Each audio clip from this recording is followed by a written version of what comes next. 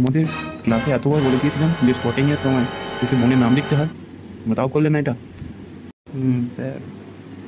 Carry অ্যাঙ্গেলের definition বলো Raju. Sir পারবো না। তুমি বলো পিকা।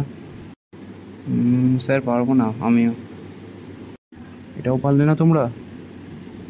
এটা হচ্ছে হিউমেরাসের লং অ্যাক্সিসের সাথে আলনার লং অ্যাক্সিসের মাঝের যে কোণটা, এর ভ্যালু 163 ডিগ্রি।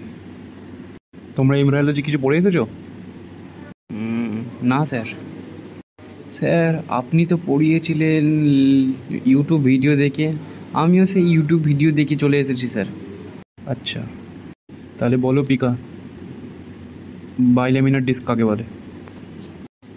স্যার পারবো না। এখানে যে সামনে বোন রাখা আছে, স্ক্যাপুলা আর হিউমেরাস, এই বোন দুটো তোলো, দেখলো জয়েন করার চেষ্টা করো। দুজনকে দুটো করে দিয়ে দিলাম, চেষ্টা করো। স্যার এরম করে হবে?